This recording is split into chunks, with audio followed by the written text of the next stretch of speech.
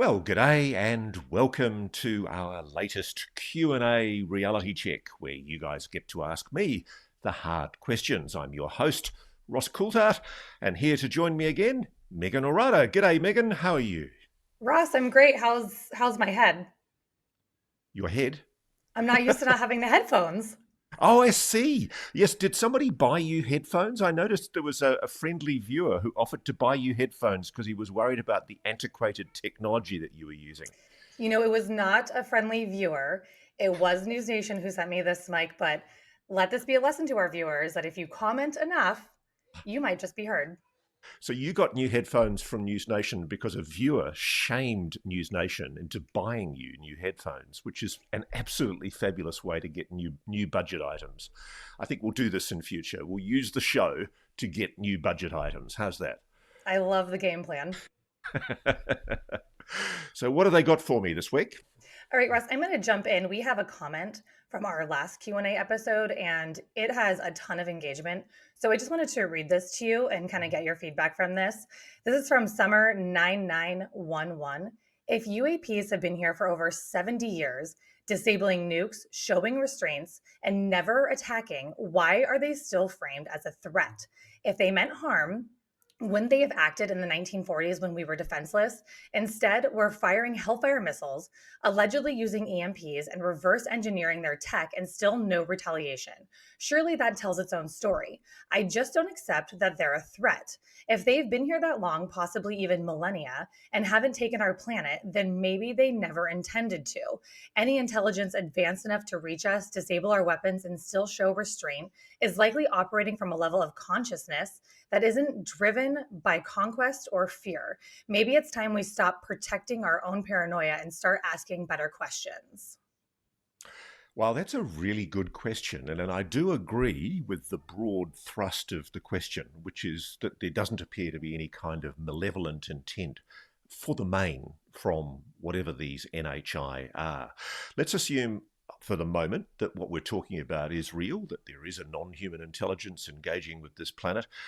I don't know if I can agree with the thrust of the question suggesting that it's always been benevolent, because there are very isolated moments in history, such as the Brazilian Colares incidents, where some kind of UAP did offensively engage and kill in some cases and disfigure and try and wound people with some kind of beam of light in the Colares region of Brazil. There's also been the Chupa Chupas, which we've reported on previously with our friend Ronnie Verne in Peru and Brazil. Funny how it's all going on in Peru and Brazil. I wonder what's going on down there. Why do they have bad aliens? Anyway, the broad thrust of what you're saying, though, I do agree with, which is that they could have, I mean, their technology appears to be such, it's so advanced. If they'd wanted to cause us harm, they could easily have done so well before now. And it really does beg the question, why on earth, if the incident involving the Hellfire missile in Yemen is a UAP, if it is, and I appreciate that's still open to debate, why on earth are we shooting at UAPs? And why have the people who are running the legacy retrieval and reverse engineering program, as well as using psionics and the dog whistle to summon and invite UAP craft to appear, if that is genuinely what people are reportedly telling us is the case, why are we shooting at them with high pulse microwaves, which is what has been alleged to me by now multiple people? Why act defensively at all against a non-human intelligence? Wouldn't it be a terrible tragedy if our first contact with a non-human intelligence involved us primitive apes acting offensively against a highly advanced technological intelligence? I agree. I think your viewer is right, Meagan. They've got a legitimate question there, and I think ultimately the only way that this will ever be resolved is if and when those responsible for the program basically dragged before Congress and questioned about why we are acting offensively using weaponry, primitive weaponry, against an alleged non-human intelligence. I'd love to hear their answer, and I hope and expect that that day is not too far off. Okay, we have an email from Kevin Ross. Love the show. Question: why are the NDAs signed by whistleblowers still valid when the program they work for that generated that NDA is operated with illegally gained funding without oversight, which violates the Constitution? Why doesn't that make the NDA null and void? Thanks. Keep up the good work. Respectfully, Kevin. You are absolutely right, sir. It is the case that there are protections, whistleblower protections, in the existing enacted National Defence Authorisation Act from, I think, 2023 that protect people who have signed NDAs inside government to not reveal information. So if they come forward to a congressional committee, there are protections in place. And I always keep this note by, under the Whistleblower Protections Act in section 1673 of the James M. Inhofe National Defence Authorisation Act for fiscal year 2023, whistleblowers are protected from liability for breaching non-disclosure agreements when they disclose information related to unidentified anomalous phenomena. This includes revelations of illegal or criminal conduct aimed at concealing UAP evidence, provided the disclosure is made through authorised channels. Now, the unfortunate problem with those existing laws is that the authorised channel, of course, is the All-Domain Anomaly Resolution Office, the complete joke institution that exists within the Pentagon, within the Department of Defence, now the Department of War. And basically, we don't trust Arrow to investigate their way out of a wet paper bag, frankly. I do think it's important that people understand the limits of the existing protections for people who are signatories to NDAs. Disclosures to Arrow or Congressional Intelligence and Defence Committees are authorised, notwithstanding any non-disclosure agreement signed by the whistleblower. This explicitly shields against NDA enforcement for compliant reports, and it protects against reprisal, such as adverse personnel actions, security clearance revocation, legal action for breaching NDAs. And there are civil remedies that can be pursued by whistleblowers in the courts if that's breached. But they must follow the disclosures in the secure system outlined in the law, i.e. to Arrow in a controlled setting.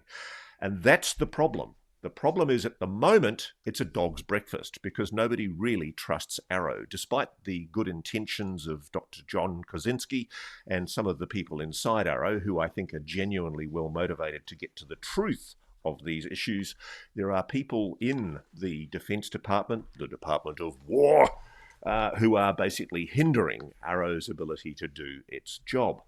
So I've thought this is really important to settle this out. Tim Burchett put new whistleblower amendments before the Congress in 2025, August 29th. And this bill would expand whistleblower safeguards, specifically for disclosures related to the use of federal taxpayer funds to evaluate or research unidentified anomalous phenomena, and it would amend the existing laws. And what's interesting about this is it's trying to patch a loophole, because if you're a federal employee and you've signed an NDA and you're working for government, then you're protected if you follow the procedure and go through Arrow. But if you're a contract employee, if you're a contractor, then you're probably not protected. It's a bit of a grey area. So Tim's proposed a modification of the regulations which would protect military personnel and contractors from reprisal when reporting UAP-related funding misuse, integrating them into the existing whistleblower channels. It would also give better powers to the FBI to shield disclosures about UAP funding. Would extend safeguards to civilian contractors involved in federal projects. This is a big issue. A lot of the people who contact me are civilian contractors, and when we look at the law, they're not protected. So we've got a situation at the moment where, yes, if you're a federal government employee and you come forward and you've signed an NDA and you know about illegality or criminality, you can come forward to Arrow and Arrow will completely ignore you, but at least you've done your job and come to Arrow with that information. Don't just go to Arrow. Please go to the congressional committees. Go to the Senate Select Committee for Intelligence, the Senate Armed Services Committee, and the House equivalent committees. Even the Oversight Committee is limited in whether or not it can review a lot of this stuff because, incredibly, we've still got this situation where even though it's the Oversight Committee and the subcommittee under Anna Paulina Luna, which is doing a lot of the hard work to try and expose this stuff, they don't have the security clearances that the Intelligence and Defence Committees have to be able to probe into these waived, unacknowledged special access programs that the people inside government are using to conceal the illegally and criminally concealed UAP retrieval and reverse engineering programs. So that's why this Tim Burchett Whistleblower Protection Amendment is absolutely vital. I'm sorry for taking a long time to answer that question, Meagan, but I really thought it was important to explain to people why there is a deficiency in the whistleblower protection laws and why the Tim Burchett Amendment needs to be passed, particularly to protect civilian contractors. All good, Ross. We appreciate you being nice and thorough. I will go to an email from David. Hi, Ross and Meagan. I may be wrong, but Chris Bledsoe made a statement in an interview with Ross, I believe at a UAP conference in Las Vegas, saying the divine lady that speaks to him said in April 2026, Easter time, there will be a new human understanding, awareness, or technology that will usher in peace for 1,000 years. I believe 3i Atlas, closest point to the Earth, is also around the same time. Is this coincidental? Okay, this is the 3i Atlas object, which is, if some people are saying it correctly, a comet. If you're Professor Avi Loeb, you think it's potentially something anomalous. Okay, let's deal first with that question. My understanding is that 3i Atlas reaches perihelion, i.e. its closest point to Earth, on the 19th of December of this year, not Easter next year, which is when Chris Bledsoe is talking about something dramatic happening. So that doesn't figure for me. Let's deal as sensitively as possible with a lot of the claims about 3i Atlas. Firstly, yes, in December, its closest point will be 167 million miles away, which is more than the average distance from the Earth to the Sun. So it's a hell of a long way away. And let's deal also with the claims that have been made, mainly by Professor Avi Loeb, who is driving, God bless him, a lot of other astronomers to distraction with his persistent assertions that there is something anomalous about 3i Atlas. The ball is very much in Professor Avi Loeb's court right now to prove his case that there is something anomalous about 3i Atlas and that it's just not it's not just another meteor or comet. I've consulted with astronomers. I've consulted with people who've contacted me in great frustration because they don't understand why Professor Loeb is making such a huge song and dance on very, very limited evidence that there is something anomalous about 3i Atlas. And I've been very willing to give Professor Loeb a good go because I have huge respect for him. He's very, very well respected in the field. And I just have a hunch that just maybe he's had a tip, a private tip from somebody in NASA or some other space observatory telling him that there is something anomalous about 3i Atlas. But certainly the official position from a broad range of astronomers that I've engaged with is thus, that there is no anomalous behavior or movement detected with 3i Atlas. The most recent scientific assessments, including orbital solutions from the Minor Planet Center and NASA's Jet Propulsion Laboratory, indicate that 3i Atlas follows a trajectory fully consistent with gravitational dynamics for an interstellar comet. And that's significant It's like Oumuamua, which was another interstellar object. It's interesting and it's exciting that we're detecting objects from outside of our solar system that are coming through.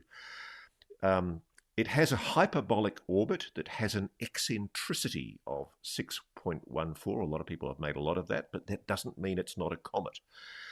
And there's no definitive non-gravitational acceleration that's been measured, despite the comet's active outgassing. And they're talking there about a CO2, carbon dioxide dominated coma and dust tail. And so while the object's elliptic alignment has sparked speculation that it's anomalous, there are 1 in 20,000 odds for such precision. It's a 5-degree retrograde to the plane. Experts dismiss this as coincidental, emphasizing the lack of evidence for artificial control. Recent brightening, which has been used to suggest it might be anomalous and that there might be some kind of internal luminosity, is being explained as linked to normal ice sublimation outbursts, not unusual propulsion or trajectory shifts. So, I'm not saying Avi's wrong, but the ball's very much in dear Avi Loeb's court to prove anomalousness. In summary, the consensus from a wide range of sources is that 3I Atlas is a typical active interstellar comet with no confirmed deviations from natural behavior. The chemical oddities that have been made a lot of, high CO2, high water ratio, nitrogen without iron, they do suggest a unique formation history, I'm told, but they do not impact its movement. And the good thing is, we may be able to get further data from its Mars flyby on the 3rd of October. And then hopefully we can get a solution and a resolution to this. Because if there are green-eyed aliens from the planet Zug sneaking up to us on an interstellar object by stealth and hiding themselves behind the sun to launch an imminent attack on planet Earth, hopefully we'll know by October. I do think, though, seriously, I mean, if, as we all know from being regular watchers and listeners to Reality Check, we do know that whoever or whatever these NHI are, they have highly advanced technology that does appear to be able to move across the universe almost instantaneously. Why would they sit on an interstellar object at such low speeds? I'm just not buying at the moment that there is sufficient or indeed any evidence to suggest that there is anything anomalous about 3I Atlas. I think it's a distraction from the main game, and that there is more than enough evidence right now with other issues of anomalousness to essentially warrant investigation elsewhere. But Professor Avi Loeb, the ball is in your court, sir. Happy to hear your proof. All right, awesome. Let's go to an email from Christina. Hi, Ross. Thank you so much for the work you are doing and holding these Q&As. In light of Beatrice's research, do you think we can assume that when we see what look like satellites in the sky, that it's possible some could be these anomalous artificial reflectors, NHI tech, captured on those 1950s plates in our current skies? Would it be possible to see them visually now? It would be possible. Yeah. I mean, that's the issue. I mean, I did ask Beatrice this: would it be possible for us to figure out whether the objects are still there? Obviously, what Beatrice has shown is that in the pre-1957, pre-first human satellite, pre-Sputnik events, there were objects in geostationary orbit which appear to demonstrate highly specular, highly reflective surfaces. And she's been able to, in some way, prove quite convincingly that these objects were there in the period in the 1950s when there were an awful lot of UFO sightings. In fact, there are some very interesting connections between the observation of those, in some cases, thousands of objects in geostationary orbit, and incidents like the Washington, D.C., July 1952 flyover. I did ask Beatrice whether it would be possible to find those objects that were seen on the glass plates. So the way, just to explain to people, the way Beatrice figured out that there was possibly anomalous artificial objects in geostationary orbit before the first human satellite was by looking at old glass plate photographic slides and showing that objects disappeared from one plate to another in that pre-1957 period. And she was able to confirm that the reflectivity disappeared when they were in the shadow. So it does appear that certainly we can say in the 1950s, before humans first sent objects into space, there were artificial specular objects in geostationary orbit. Unfortunately, the complexity of looking for objects in the current situation where we have thousands of objects, hundreds of thousands of objects in space, and moreover an enormous amount of space junk, it's no longer possible to actually specifically single out whether any of those objects are those anomalous objects that Beatrice was talking about from the 1950s. I suspect, though, that the United States, with its extraordinary space-based cameras and observatories, could detect these objects. And I strongly suspect, I've had indications as such from sources recently, that the United States knows full well what it is in geostationary orbit. And I'm intrigued as to the possibility, as to whether there is a connection between, for example, some of the UAPs that we're seeing on this planet that appear to be coming down from orbit periodically, maybe monitoring nuclear sites and then heading back up again. Is there, as my friend Patrick Jackson has speculated, some kind of global planetary defense mechanism or observation system? Did somebody or something install some kind of artificial planetary monitoring system with a large number? I think Beatrice talked about hundreds of thousands of objects in geostationary orbit. Let's just make it on the record that at the moment, nobody has provided any convincing rebuttal to Beatrice's quite stunning paper. And also note, it really hasn't had much coverage anywhere in mainstream media. And it's why I get peeved that so much attention is being given to the, I think, the highly flimsy evidence of anything anomalous involving 3I Atlas, when Dr. Beatrice Villarol, has in fact found something quite extraordinary in geostationary orbit. Her paper is going through peer review right now. I sincerely hope it passes peer review and that we get an answer as to whether or not the objects that she's talking about were and indeed are anomalous. Great. We will go to a question from Dave on X. He reached out to us saying, "Hello, Meagan. Can you ask Ross if he has heard about the ascension of Earth and humanity that is rumored to be going on? Increase in galactic energies raising our frequency? If he hasn't, he should look into it. Thanks." Look, I sure as heck get a lot of emails telling me that the age of Aquarius is imminent. And what I find amusing, I've actually started keeping a little book on all of the dates that people tell me that this incredible age of Ascension, this incredible moment is going to occur. And please forgive me if I'm having a little bit of fun because there are so many different dates. Yes, a lot of people contact me claiming to be in touch with information, downloads from non-human beings, evidence based on astrology or astronomy. They're all making a variety of assertions that there is some age imminent. I don't see any convincing evidence right now. Yes, I know there's speculation from people within the defence and intelligence establishment that there is certainly something possibly catastrophic imminent, but again, that's rubbery as well. I just want hard evidence, and a lot of the people that have engaged with me when they do email me, and I just like to ask questions back and say, why do you believe what you believe? And some people get really annoyed with me because they say, look, you just have to believe me. I've been told this by an alien, from a spacecraft located off the back of Jupiter.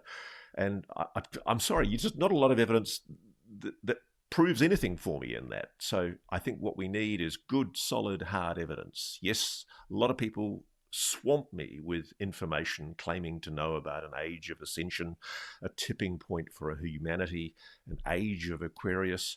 And I do find it intriguing and potentially exciting. goodness only knows. Wouldn't it be wonderful for humanity right now in this first part of the 21st century if we could forget our differences as members of different nation states and start thinking of ourselves as humans? Wouldn't it be wonderful if the problems of the world could be resolved if governments acknowledged the existence of a non-human intelligence?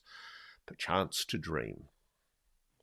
All right, we will go to our next question. We have Dan, the Craigslist handyman, reaching out to us on X as well. Would you please ask him how his religious views and spirituality changed since he began reporting on the UFO phenomenon? Not just the UFO phenomenon, I'm talking also here about the impact that shows like the telepathy tapes have had on me. And I've recently spoken personally to people in Australia who have non-verbal autistic children who've told me that their kids, they believe, are engaging on some kind of non-local consciousness platform with other kids from around the world. And I apologize when I say kids, I mean young people. Some of them are adults. And it's exciting because it does tend to suggest that there is some capacity in the human mind. And it's intriguing that it's become activated in non-verbal autistic people, particularly, that allows them to communicate non-locally. And then that raises the whole possibility, is the human mind capable of something that goes beyond our meat bodies? I mean, there's a perennial argument in human philosophy. Are our bodies just meat computers? Is free will a myth? You know, is the whole notion that we have a consciousness a complete falsity, that essentially all we are is a fault of nature caused by human evolution? Or are we something more than that? And I guess that's one of the reasons why I find this whole subject matter so intriguing. And I can't believe I've been sucked down this rabbit hole, because I really did set out around about 8, 9 years ago to write a book debunking this UFO nonsense. And the more I get into it, the more I do find I get more spiritual, the more I find myself somebody who frankly rejected conventional religion. I went to a private boys' boarding school for many, many years from when I was 9 years old. And I was stooped in religious classes and told I had to go to church every day and do my prayers every night. And nothing makes you more irreligious than, for a young rebel like me, forced religion. But what I do find fascinating about the whole UAP UFO subject and the associated issues that we're looking at, paranormal issues like the telepathy tapes, where you've got these extraordinary reported findings of telepathy and non-local consciousness. And these kids are talking about angels. And some of the stuff that I find fascinating is they're talking about engaging with people who have died. It really does make you think. And yes, I am getting more spiritually aware. I'm at that stage where I'm looking at it, and I think we're all on a shared journey here. One of the exciting things about this show for me is I try and be as honest with you as possible about where I am on this issue. I've gone from being a complete skeptic about anything UFO to acknowledging that, yeah, in a lot of my conversations with people and witnesses, I'm increasingly thinking to myself, there really must be something to the idea of a non-local consciousness. And if you accept the possibility of a human soul, that we have something that transcends our physical bodies, then maybe we should start taking seriously some of the ideas in established religions. It does make you think. Absolutely. So, Russ, one of our associate producers, Rebecca, who helps us on this show, she was actually in Paris over the weekend, and you had some fans at this wedding that she was attending. So they got to talking, and they wrote some questions into her wanting you to answer. So this is coming from John from Switzerland. He says he sat next to you at First Soul Foundation Symposium in Italy. He would like to ask you if you think the Skywatcher dog whistle is sound or radio or some other frequency. Ah, that's a very interesting one. Look, I don't know for sure. I'm pretty sure it's a radio frequency. And I have a suspicion it involves, at least part of it involves, something in the 1.6 gigahertz range. Um, Interestingly, funny you should actually mention that, because I'm I'm talking to people who've approached me and told me that they think they know how to make a dog whistle. And the dog whistle, for people who don't know, is a device which is reportedly being used by the Skywatcher team, or has been being used by the Skywatcher team. It's technology that I think is controlled by my friend James Fowler, who was doing a lot of the technical work for Skywatcher. And my understanding is, and it's not from James, that there is a technology that allows them to transmit a signal which can attract or lure or interest the phenomenon. And the tragedy is that my understanding is, from multiple sources, this has been used by the US military in collusion with private aerospace contractors to lure non-human intelligence craft and to then shoot them down with high pulse microwaves. I am assured that this has been happening for quite a long time, for many years. What a tragedy. So yeah, I think I've answered your question. I think the dog whistle is an RF frequency. Okay, Ross, that was the last one for today. Thank you. Oh, wow, we've done half an hour already. Oh, We well, have. thank you so much, Meagan. And of course, if any of you have any questions for us, you're more than welcome to fire them off to us at realitycheck@newsnationnow.com. Thank you for watching. Subscribe below and download our NewsNation app right now on your phone, and you will get fact-based, unbiased news for all Americans.